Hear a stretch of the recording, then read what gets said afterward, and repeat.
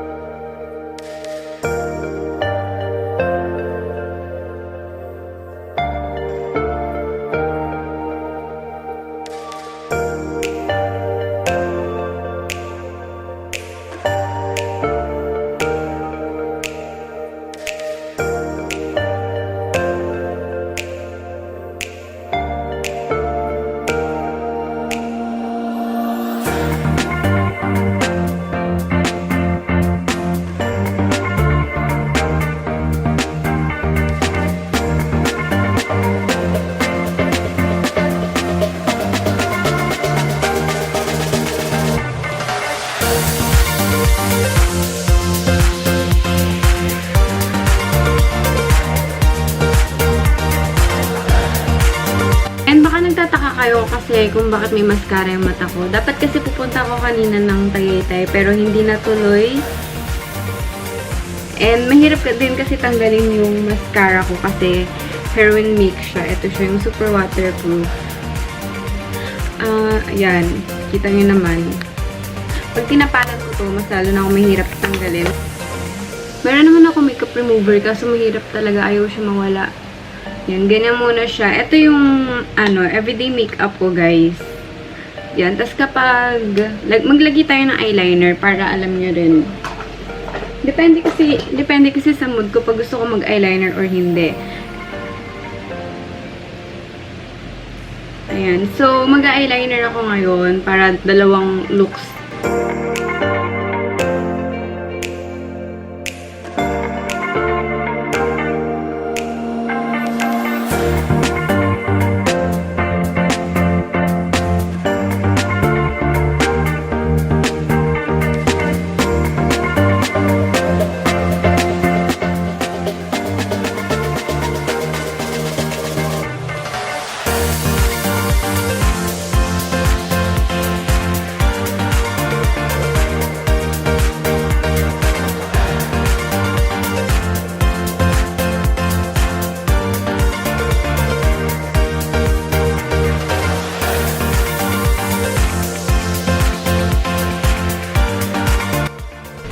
Yan. So, guys, ito na yung everyday makeup tutorial ko. Nagawa ko na. Pag nakukulangan ako sa lip tint, nagdadagdag ako. Minsan, ang ginagamit ko is ito, for you too. Tapos, sa gitna ko lang lalagay.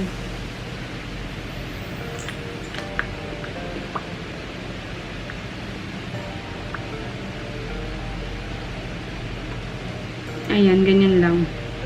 Papang. Yan, ganyan lang siya. And, babawasan ko.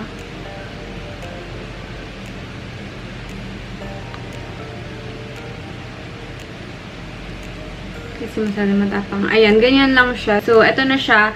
Ang importante lang sa akin, guys, is yung sunblock. Hindi ako mabubuhay ng walang sunblock. Kahit wala akong powder,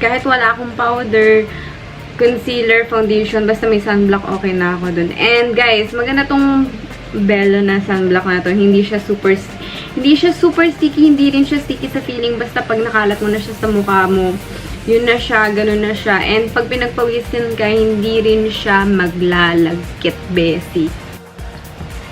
Ayan guys, salamat sa pagnood ng video na to. See you on my next video. Bye!